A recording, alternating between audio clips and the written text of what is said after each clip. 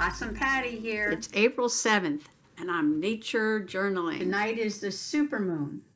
It's called a supermoon because at this time the moon is closest to the Earth in its orbit, so it appears larger in the sky.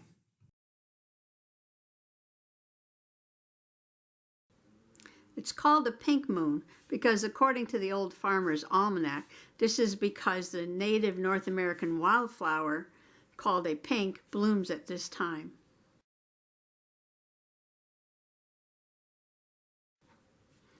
That flower is the phlox sublata, or creeping phlox, or moss phlox, or moss pink, or mountain pink. It belongs in the aster family. Aster is the Old Greek word for star. Sometimes this is also called the daisy family, or the composite family, or the sunflower family. If you look up mountain pink in Kate Greenaway's Language of the Flowers, the mountain pink means aspiring. What are you aspiring to? I'm aspiring to learn all I can about the woods that are around my house. To be a nature journalist, you don't have to be a scientist. You don't have to be an artist. You just have to be adventurous. You have to be brave. You have to not fear the unknown. Just go out there and make discoveries, just like Lewis and Clark, who always had their journal with them and drew and noted all their findings in their journals. What I found yesterday was a tiny, tiny, tiny moss. Sometimes a daily journaling session turns into a 2-day journaling session. I came out here yesterday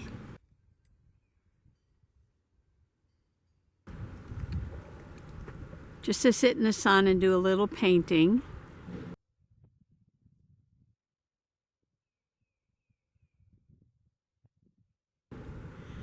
But I was distracted by a few green things. So I took a short walk in the woods. Here's a nice rotting log. Good places to find moss and lichen.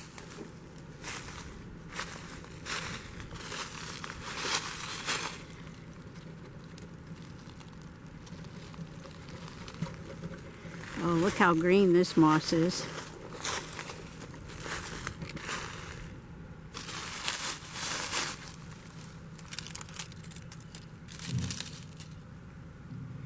Got little tiny sporophytes. But I had to laugh at myself because I did not realize that in the land of Lilliputian plants that there are even smaller plants that are sometimes referred to as pygmies. So I don't know if this is a pygmy moss or not. I don't know what species this is. But that doesn't matter. I had such a wonderful time exploring it with my microscope. And that was because of a few things. First, the capsules on this very small moss look completely different than the capsules that I saw the other day in the moss by the front door. These were more of a cylinder shape. And some of them also had their caps on, or calyptra. But on some of them, the caps had fallen off, and I could see the end of the capsule, and this is called the operculum. And second of all, this particular clump of moss had the male gametophytes, which look completely different than the gametophytes with the sporophytes on top of them. They had kind of a blunt end, and if you peek inside the cup, you can see these little structures. Now, I believe what happens is that when it rains, the raindrops splash into this little cup, and that helps disperse the sperm, so they can fertilize the eggs on the female gametophytes. Now, even though a moss is a plant, the sperm in the plant does swim. So we have little swimmers on the raindrops, and that's how the female gametophytes get fertilized. And then I saw something I had never seen before. It was a little tiny, tiny, tiny sprout coming off the end of a gametophyte. Now this didn't look like the tip of a regular branch with the leaves on it. So I was wondering if this was going to be a sporophyte, just emerging off the top of a gametophyte. I had never seen one so small or one that looked quite like this before. And then I tried to measure the leaves because they were so tiny. And that's why I was calling this the pygmy moss. I got out a ruler and I tried to measure one leaf.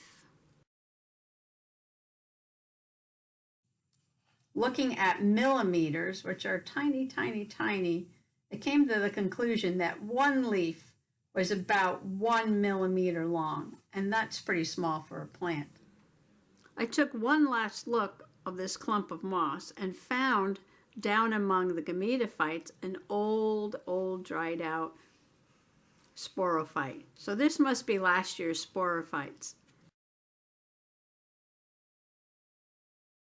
And it still had some of the little teeth around the edge. Peristoma, the little teeth. A lot of moss have 14 teeth on the end of their capsules.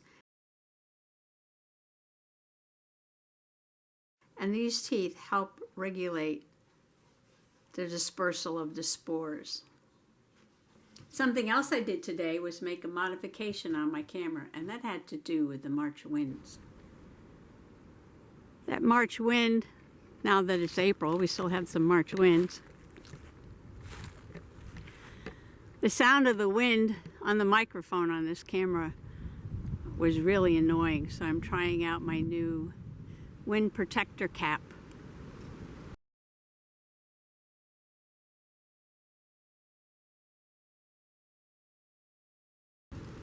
There's quite a breeze coming up now.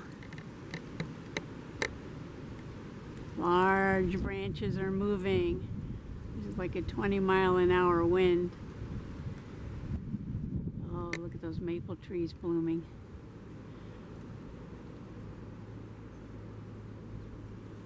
Thanks for coming along today on my supermoon, pink moon, moss phlox, tiny pygmy moss day. Bye-bye.